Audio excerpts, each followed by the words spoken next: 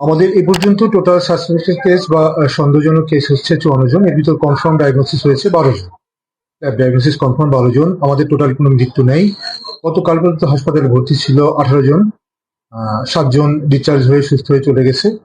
বাকিরা ভালো ভালো আছে, আশা করি সুস্থ হয়ে চলে যেতে পারবে। আমাদের মাননীয় স্বাস্থ্যমন্ত্রী, মাননীয় প্রধানমন্ত্রী সবাই অত্যন্ত আন্তরিক। আমাদের স্বাস্থ্যকর্মী যারা আছেন তারাও আন্তরিক।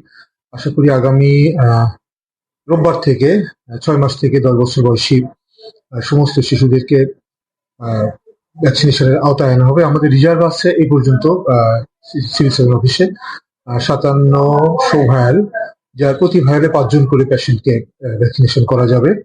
আর আমার একটা অনুরোধ, যে এটা নিয়ে প্যানিক হওয়ার কিছু নেই। আমাদের এ পর্যন্ত টোটাল ডেথ সারা বাংলাদেশে 13 জন। খুব বেশি না, ভয়ের কিছু নাই। চিকিৎসা করলে যেগুলো কমপ্লিকেটেড কেস, চিকিৎসা করলে আশা করি ভালো হয়ে যাবে।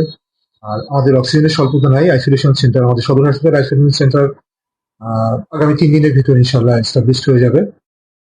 আমাদের ডাক্তার আছে, পেডিয়াট্রিশিয়ান আছে, উপজেলা হেলথ কমপ্লেক্স গুলোতে পর্যাপ্ত ডাক্তার আছে এবং ভ্যাকসিনেশনের রিজার্ভ আছে। ইনশাল্লাহ কোনো সমস্যা হবে না আশা করি।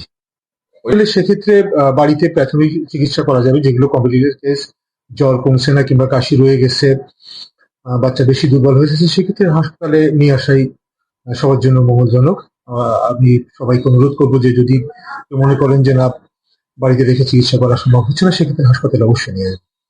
কার্যক্রম আমাদের রুটিন ইপিআইতে হামের ভ্যাকসিনেশন দেওয়া হয় রেগুলারলি। আমি সবাইকে অনুরোধ করবো ভ্যাকসিনেশনটা ঠিকমতো দেওয়ার জন্য। আর আমাদের যে নতুন যে প্রোগ্রামটা শুরু হচ্ছে 6 মাস থেকে 10 বছর বয়সীদের জন্য, আমি সবাইকে অনুরোধ করবো সবাই যেন সহযোগিতা করে, সবাই যেন ভ্যাকসিনেশনের আওতায় চলে আসে।